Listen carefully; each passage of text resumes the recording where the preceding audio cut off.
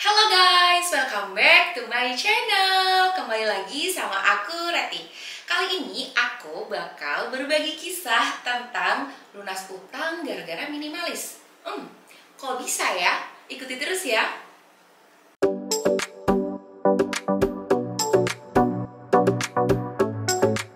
Sebelum aku mulai, buat kalian yang baru pertama kali nonton videoku di channel ini, aku seringkali berbagi kisah tentang hidup minimalis, keuangan, dan juga review hotel.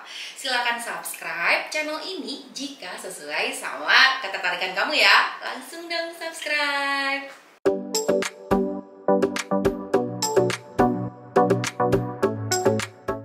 Jujur saja, salah satu pendorong terbesar untuk aku bisa melunasi seluruh utang-utangku tanpa sisa sepeser pun adalah gaya hidup yang sedang aku jalani, yaitu gaya hidup minimalis. Mungkin sebagian dari kalian bertanya-tanya, kok bisa ya lunas utang gara-gara minimalis? Si minimalis ini kok jadi gara-gara mulu sih? Oke, pada kesempatan kali ini aku bakal sharing sama kalian pengalamanku kok bisa sih lunas utang gara-gara minimalis.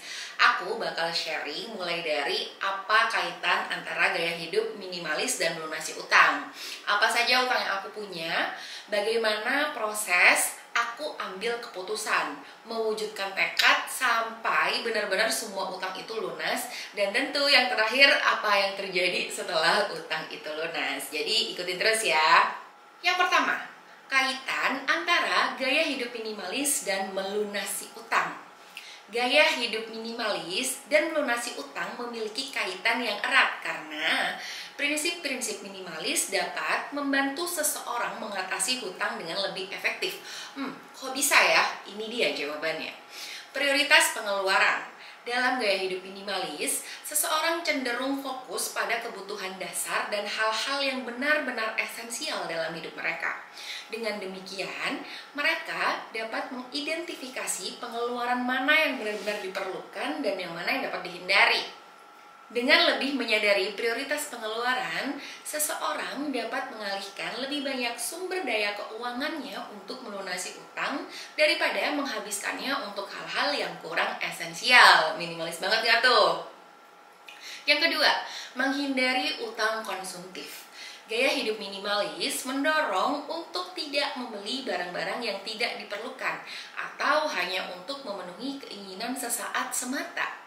Dengan menghindari utang konsumtif, seseorang dapat mengurangi risiko akumulasi utang yang tidak perlu. Jadi nggak nambah utang tuh ceritanya gitu ya.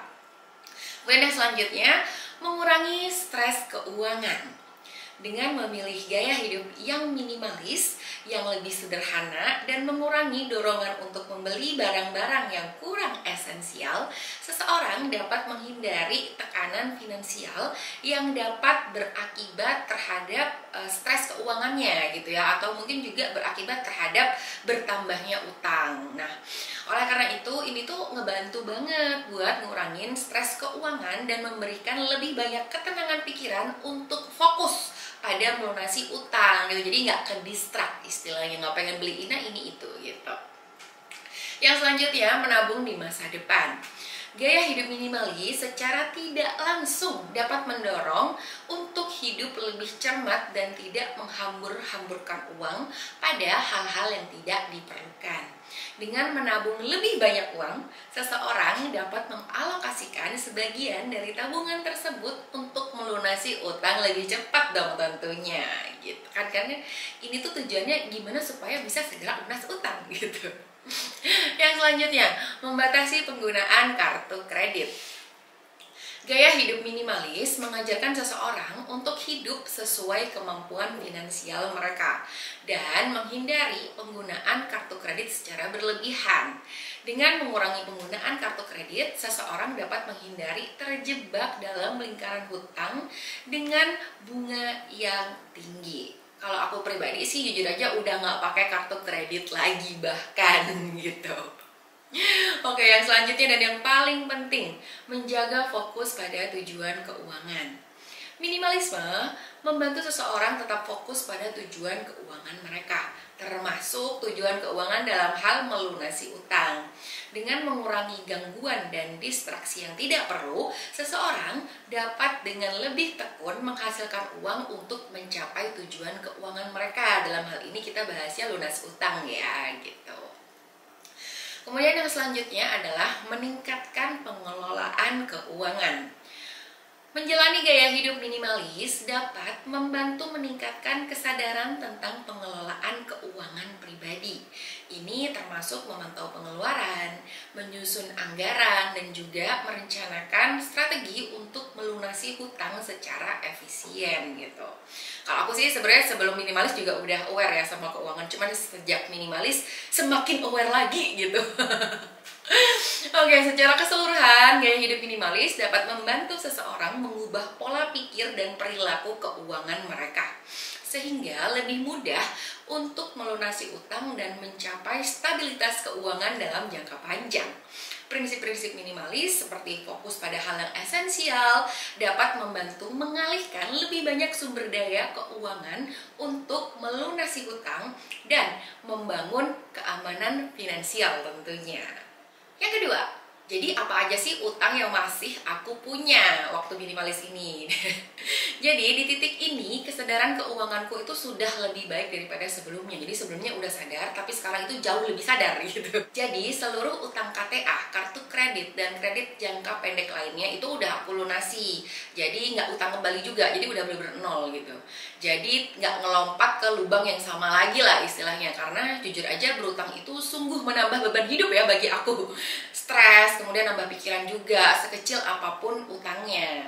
Di titik ini, utang yang tersisa adalah kredit jangka panjang yang nilainya cukup besar. Ini buat aku ya, yaitu KPR dan KKB. KPR sisa 7 tahun dari 13 tahun, dan KKB sisa 1 tahun dari 2 tahun. Di kedua utang jangka panjang itu sudah terbayar kurang lebih 50%-nya lah gitu. Kalau misalnya 7 dari 13, 1 dari 2 kan hampir 50% kurang lebih ya. Kemudian gimana caranya aku ambil keputusan, mewujudkan tekad sampai benar-benar semua utang itu lunas gitu.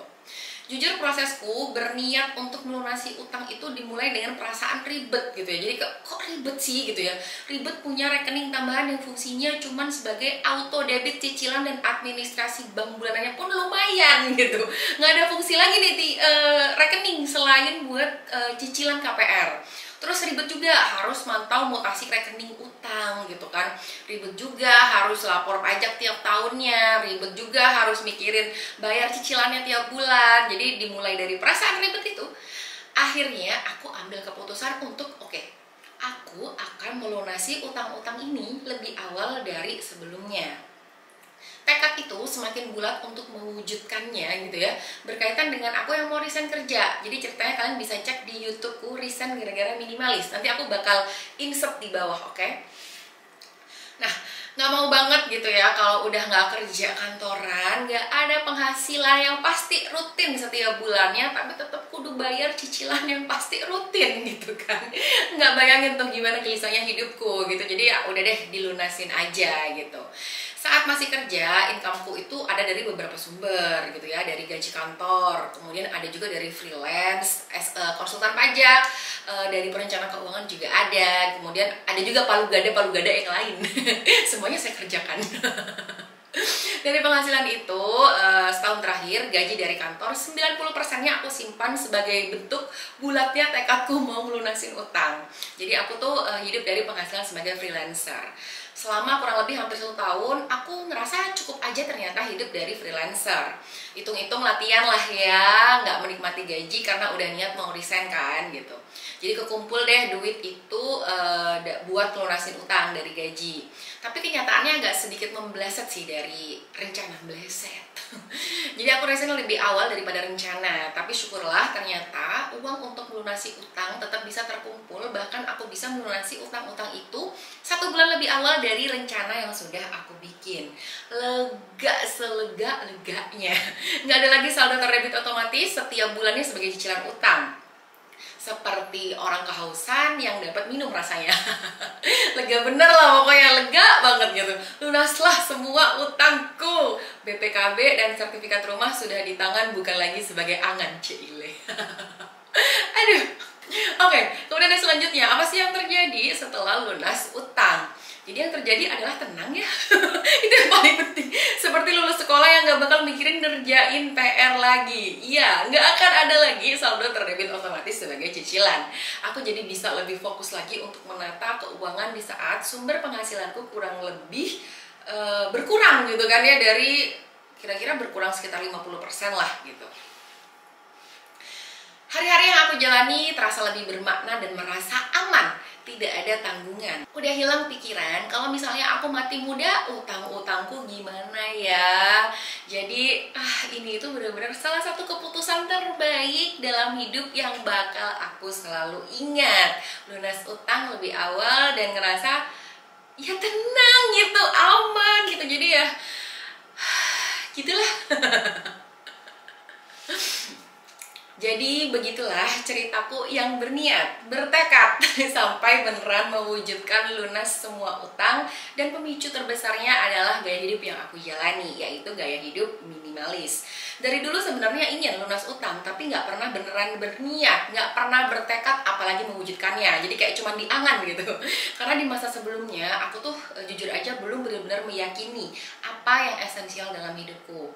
Dan gaya hidup minimalis telah membantu otakku berpikir lebih jernih dalam mengambil keputusan gitu. Jadi kayak tring gitu. Oh ternyata aku tuh maunya ini, kurang lebih tuh seperti itu. Oke, sekian dulu ceritaku. Buat kalian yang mau tanya atau mau ikutan berbagi kisahnya, dipersilahkan untuk ketik aja di kolom komentar. Aku bakal seneng banget kalau kita bisa berinteraksi meski lewat komentar dulu. Oh ya, nanti kita siapa tahu bisa jumpa darat, sapa-sapa aku kalau ketemu di jalan. Oke, terima kasih buat yang sudah meluangkan waktunya untuk nonton video ini. Aku harap kalian bisa mendapatkan manfaat dari video ini. Aku berterima kasih buat yang sudah subscribe dan yang akan subscribe channel ini.